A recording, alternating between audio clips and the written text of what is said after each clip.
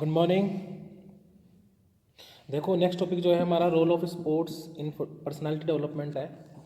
तो इस टॉपिक के अंदर हम ये देखेंगे कि कल हमने पर्सनालिटी की बात की थी। पर्सनालिटी एक्चुअली में क्या होती है, किस तरह की पर्सनालिटी होती है, पर्सनालिटी को कौन कौन सी चीज़ें जो है वो मतलब पर्सनालिटी जो है वो क्या है, कौन कौन से डायमेंशंस उसके अंदर आते हैं, कौन से मेजरमेंट हम एक पर्सनालिटी को कौन कौन से मेजरमेंट से मेज़र करते हैं।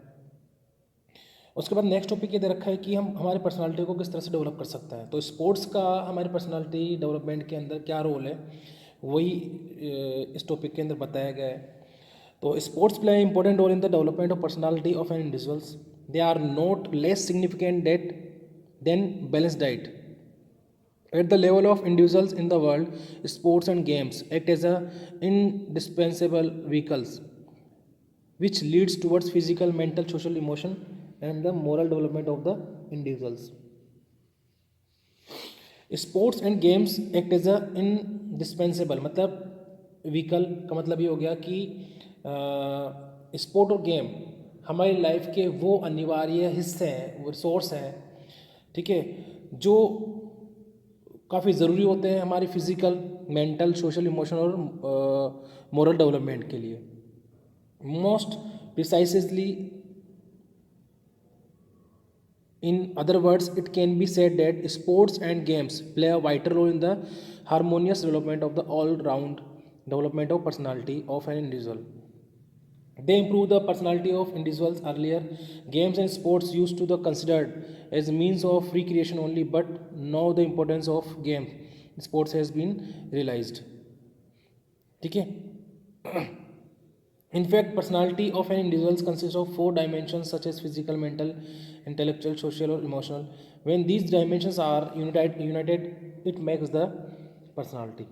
अब देखते हैं कौन कौन से मतलब जो स्पोर्ट्स है वो किस तरह से जो डिफरेंट डायमेंशन ऑफ पर्सनालिटी है उसको स्पोर्ट्स जो है किस तरह से अफेक्ट करते हैं।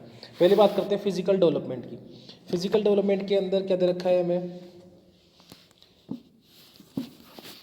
persistent participation in games and sports from an early age enhance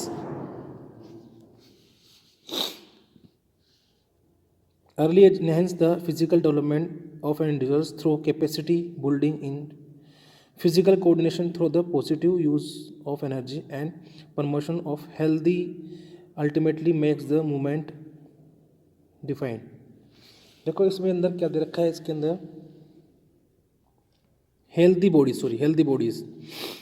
तो इसके अंदर क्या दे रखा है कि परसिस्टेंट पार्टिसिपेशन, हम लगातार अगर गेम के अंदर पार्टिसिपेट करते हैं और स्पोर्ट्स के अंदर पार्टिसिपेट करते हैं तो इससे हमारा फिज़िकल डेवलपमेंट जो है वो तो होता है। उसके फिज़िकल डेवलपमेंट अगर कंटिन्यूस हमारा हो रहा है तो हमारी ओवरऑल जो कैपेसिटी है, ओवरऑल जो कैपेसिटी है बॉडी की वो बढ़ेगी, वो इंक्रीज़ होगी और हमारा जो कोऑर्डिनेशन है, बॉडी का जो कोऑर्डिनेशन है वो भी क्या होगा, डेवलप होगा। कहने का मतलब ये है, ठीक है। Sports and games lead to proficiency in the neuromuscular coordination which ultimately makes the movement defined, ठीक है। देखो सिंपल सी बात है कि न्यूरोमस्कुलर का मतलब ये हो गया कि हमारे ब्रेन और मसल्स का जो कनेक्शन है, न्यूरो मतलब हमारे ब्रेन और मसल्स का जो कनेक्शन है वो कितना सटीक है। अगर हमारा ब्रेन और मसल्स परफेक्ट कोऑर्डिनेशन के साथ काम करता है तो वहाँ पर हमारे मूवमेंट्स क्या होंगे, रिफाइंड होंगे, बहुत स्मूथ मूवमेंट्स हमारे होंगे। कहने का मतलब ये है, आप मानोगे नहीं, लोग अपनी लाइफ में इस तरह से बिज़ी हो चुके हैं कि वो स्पोर्ट्स, गेम्स, रनिंग, इन सब चीज़ों से क्या होते हैं, बहुत दूर हो चुके हैं। अगर हम कंटिन्यूसली इन चीज़ों से अगर दूर रहते हैं तो हम वो चीज़ जो है एक्चुअली में हमारा कोऑर्डिनेशन जो है माइंड और मसल्स का वो बहुत ज़्यादा वीक हो जाता है। समझ में आ रहा है ये चीज़। एक्चुअली में क्या होता है कि अगर हम देखो, ये एग्जांपल भी दे दूँ मैं आपको। अगर हम 10 या 15 साल से भागे नहीं हैं, हम रनिंग नहीं कर रहे हैं 10-15 साल से भागे, बचपन में तो हम खूब भागते दौड़ते हैं, लेकिन हम लाइफ बिजी होने की वजह से हम भागना दौड़ना हमने बंद कर दिया, बिल्कुल ही बंद कर दिया। तो उस कंडीशन में हम जो है एक्चुअली में भागने की जो स्टेप्स है वही भूल जाता है, बिकॉज ऑफ हमारा ब्रेन जो है उन मसल्स पे, ब्रेन का मसल्स पे जो कंट्रोल है उसको स्टिमुलेशन मिले काफ़ी टाइम हो गया। कहने का मतलब ये है कि हमारा ब्रेन और मसल्स का कोऑर्डिनेशन जो है बहुत ज़्यादा क्या हो गया, वीक हो गया है। बात समझ में आ रही है? ये रियल बात है कि अगर हम काफ़ी टाइम बाद अगर दौड़ते हैं तो हमें स्टेप किस तरह से मारना होता है दौड़ में वो भूल जाते हैं। हाँ, हालांकि अगर हम कंटिन्यूस प्रैक्टिस करते हैं तो वापस से हम रिदम में आ जाते हैं। लेकिन ये जो मैं बात बता रहा हूँ ये नेचुरल है, ये मतलब बिल्कुल सही बात है कि अगर हम काफ़ी टाइम तक दौड़ते नहीं हैं, कई सालों तक हम दौड़ नहीं रहे हैं, तो हम दौड़ना तक ही भूल जाता है, क्योंकि हमारा मसल्स और ब्रेन का जो कनेक्शन है वो वीक पड़ जाता है। उसी उसी तरह से बात करें कि कुछ लोग ऐसे होते हैं जो लाइफ टाइम तक क्या होते हैं, हेल्थ कॉन्शियस रहते हैं, मतलब जो हमेशा क्या करते हैं, एक्सरसाइज करते रहते हैं, तो उनका मसल्स और ब्रेन का कोऑर्डिनेशन जो है काफ़ी अच्छा होता है, उनके मूवमेंट्स काफ़ी स्मूथ होता है। आप लोग ये नोटिस कर सकते हैं। ठीक है, तो यही चीज़ यहाँ समझा रखा है। वेल ऑर्गेनाइज गेम्स, ठीक है, well organise games and sports are stimulant to physical growth. They shape the body and enhance the physical aspect of an individual. Participation in games and sports is one of the best means of maintain the optimum health from the childhood to adulthood. Adulthood की बात नहीं कर रहे हैं हम, childhood से adulthood की बात कर रहे हैं। एडल्टहुड से हम एजिंग की तरफ बढ़ते जाते हैं। ठीक है, 30-40 बाद हम क्या होते हैं, एजिंग की तरफ बढ़ते जाते हैं। और कंटिन्यूस हम पढ़ के भी आए हैं, कुछ वीडियोस हमने उस पर भी बनाए कि कंटिन्यूसली अगर हम स्पोर्ट्स में पार्टिसिपेट करते रहते हैं, ठीक है, एक्सरसाइज करते रहते हैं, तो उस कंडीशन में क्या होगा, उस कंडीशन में ये होता है कि हमारी जो बॉडी की ग्रोथ है वो कंटिन्यूस बनी रहती है। इसके अलावा जो हमारी बॉडी की जो बोलते हैं मेटाबॉलिज्म स्लो होने लग जाता है, वो जो है मेंटेन रहता है। मतलब स्लो तो होगा, मेटाबॉलिज्म बॉडी का स्लो तो होगा, लेकिन बहुत धीरे धीरे। ठीक है, मेटाबॉलिज्म का मतलब होता है बॉडी के अंदर होने वाली डिफरेंट बायोकेमिकल प्रोसेस, जैसे डाइजेशन हो, चाहे रेस्पिरेशन हो, कुछ भी जिसकी बात कर रहे हैं। समझ में आ रहा है ये चीज़? Sports and games assist in the development and refinement of perceptual ability involving vision, balance and tactile sensation. ठीक है, तो जो गेम्स स्पोर्ट्स हैं वो हमारे हमारी समझ बूझ में क्या करते हैं, डेवलपमेंट करते हैं। किस तरह की समझ बूझ की बात कर रहा है? जैसे हमारा जो देखने का तरीका है, हमारा जो विज़न है उसको परफेक्ट बनाते हैं, बैलेंस, बॉडी का बैलेंस को परफेक्ट बनाते हैं, और टेक्टाइल सेंसेशन। और टेक्टाइल सेंसेशन का मतलब किसी चीज़ के लिए हम किस तरह का रिस्पॉन्स देते हैं, कितनी जल्दी क्विक रिस्पॉन्स देते हैं, वो सारी चीज़। ठीक है, तो उन सब के अंदर डेवलपमेंट करता है, ठीक है, हमारा जो स्पोर्ट्स वगैरह है। Games and sports help the individuals at all the level of the gain endurance, speed, strength, flexibility, coordinative ability and good body composition. Overall पूरे पैराग्राफ को उसने एक लाइन में बता दिया है। ठीक है, ये लाइन परफेक्ट लाइन है। नेक्स्ट बात करते हैं मेंटल डेवलपमेंट की, क्योंकि हमने बात की थी कि भाई पर्सनालिटी के कुछ डायमेंशन है, जिसमें फिजिकल डायमेंशन की बात की, तो फिजिकल डायमेंशन को हम किस तरह से परफेक्ट बना सकते हैं। उसके बाद मेंटल डायमेंशन, उसको किस तरह से उसको डेवलप कर सकते हैं। नेक्स्ट पॉइंट हमारा ये है, sports and games provide ample opportunities for individuals to participate in the creative experience. There is no doubt that individuals learn to make judgment, utilize reflective and creative thinking, obtain knowledge about the rules and regulation of the game and sports.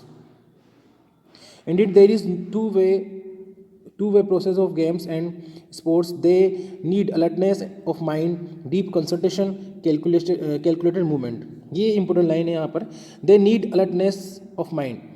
Sports से हमारा mind जो है हमेशा क्या रहता है, alert रहता है।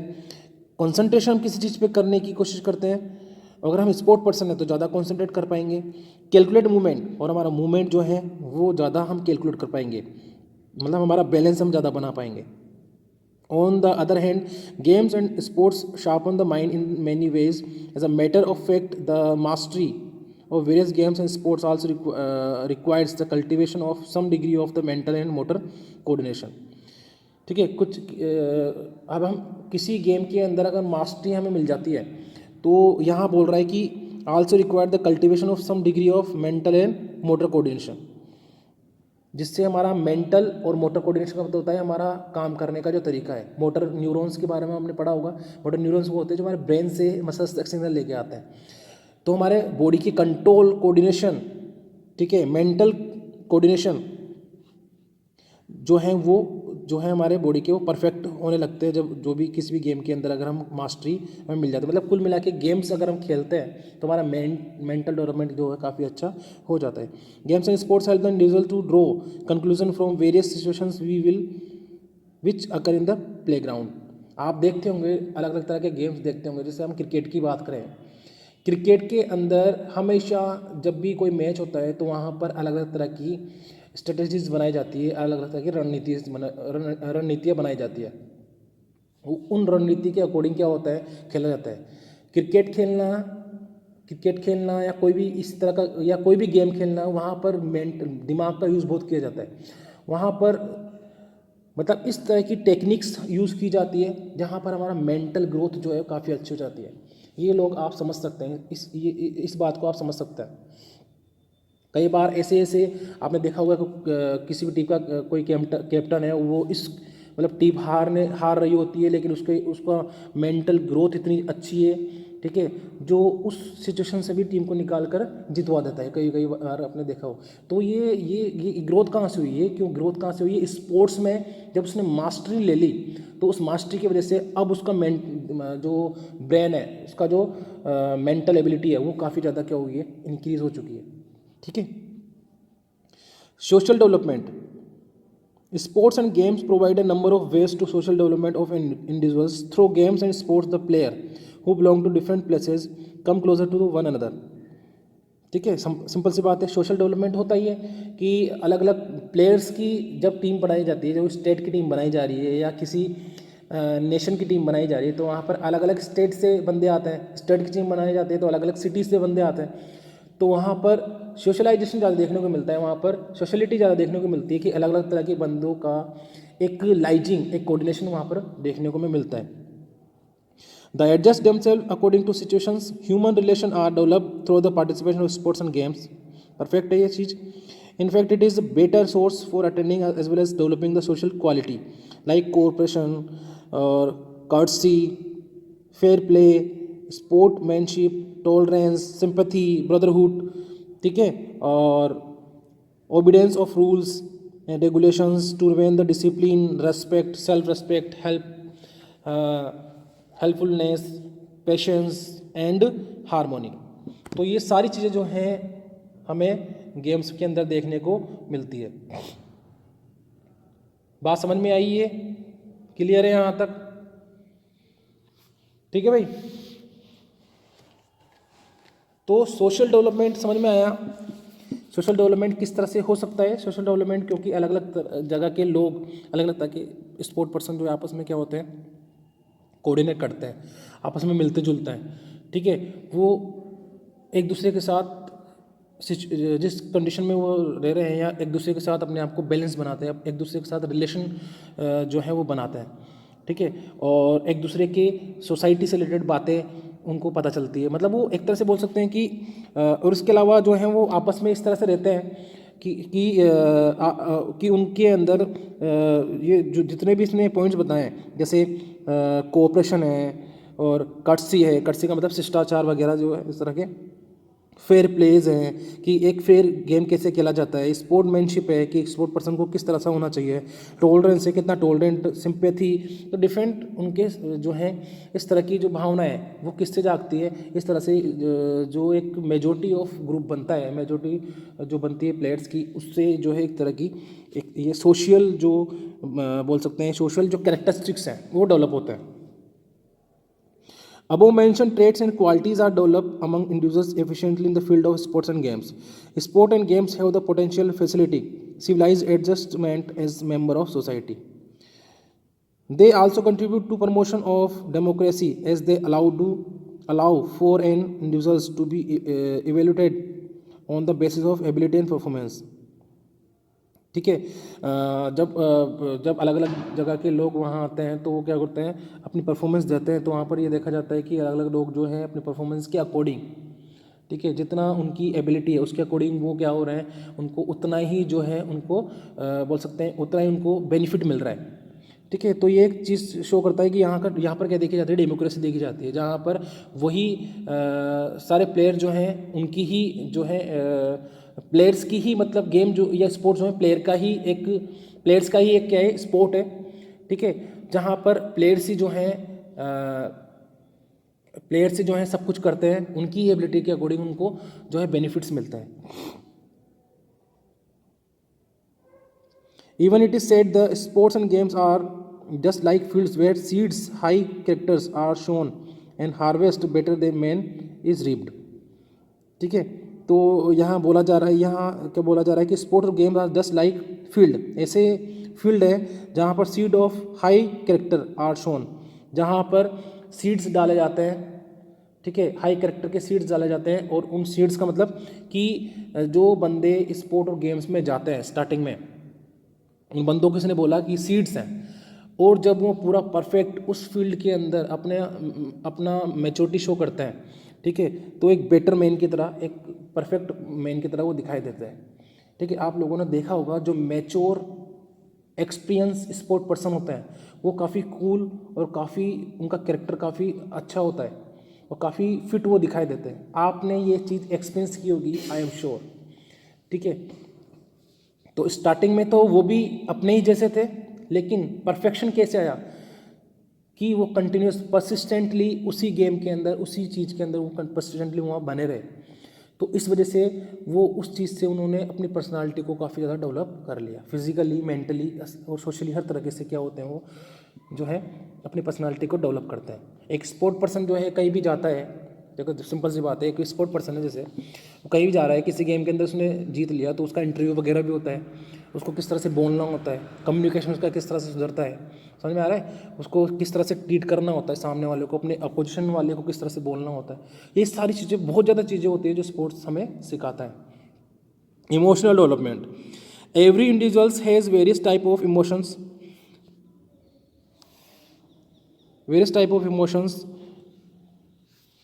hope, jealousy, hate, fear, distress, anger, wonder, lust, loneliness, ये अलग अलग तरह के इमोशंस जो हैं हमें देखने को मिलते हैं। If an individuals does not have appropriate control over this emotions he may become abnormal and uncontrollable. ठीक है, तो इंसान को अलग अलग तरह के इमोशंस इंसान के हो सकते हैं, लेकिन अपने इमोशंस पे जो कंट्रोल रखता है वो परफेक्ट पर्सनालिटी उसके अंदर देखने को मिलती है। These emotions are vital for every individuals, but excess of these is always